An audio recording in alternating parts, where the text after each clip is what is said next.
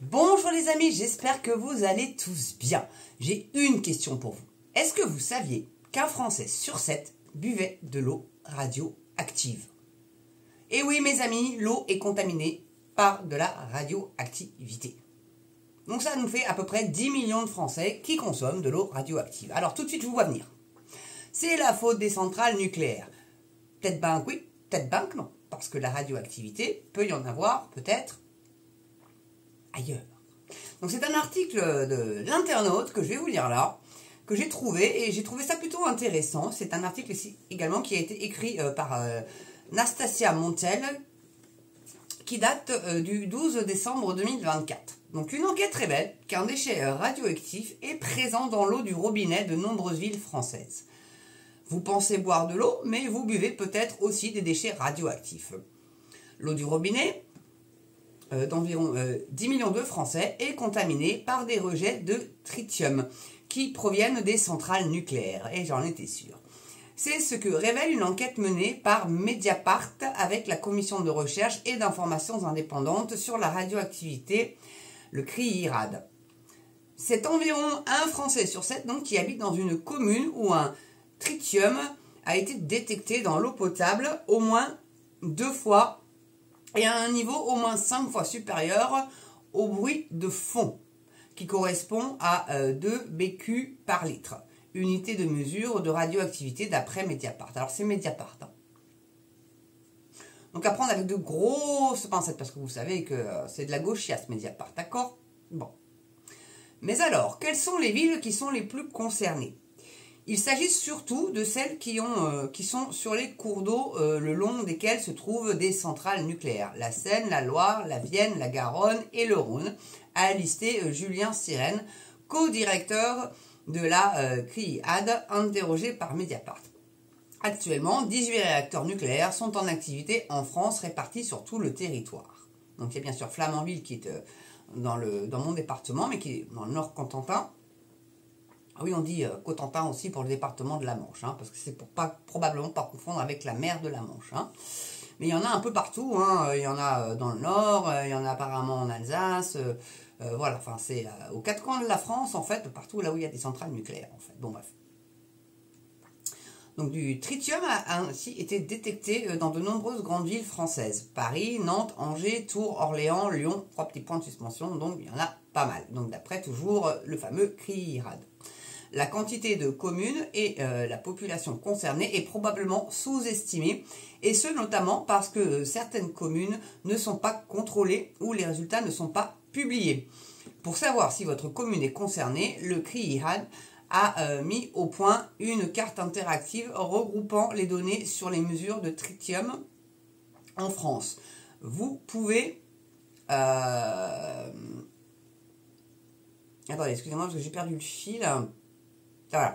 Vous pouvez consulter directement et gratuitement cette carte en ligne sur le site de CRIIRAD. Alors là, il y a une carte, effectivement, qui est pas très sympatoche, mais là, sur la carte, de ce que je vois, je vais essayer de voir si je peux pas la copier et vous la mettre en lien. Ça serait cool. Copier l'image, est-ce que je peux? Ça, oui, ça, je peux, je pense. Après, à voir si j'arrive à vous la mettre en lien en tant que telle. Vous voyez pourquoi j'ai besoin d'un nouveau PC? Et si je peux enregistrer l'image sous, est-ce que je peux ça? Non, je peux pas, c'est une image web. Donc je l'ai copié. Donc après, je vais voir comment je peux me dépatouiller de ça. Ou sinon, bah, de toute façon, lien en description de la vidéo et vous allez voir la dite carte. Et là, mon département, ma foi, ça va. Malgré qu'il y ait une centrale nucléaire. Quand même bizarre. Bon bref. Même si les rejets de tritium sont réglementés, la présence de ce produit radioactif est surveillée dans les eaux potables. Au-delà de 100 BQ par litre, une enquête est menée. Mais entre 2 BQ et 100 BQ par litre, rien ne se passe. Plusieurs analyses ont justement détecté des concentrations dans cette fourchette, notamment dans la Vienne, 65 BQ par litre en 2017, ou encore à Angers, 56 BQ par litre en 2019.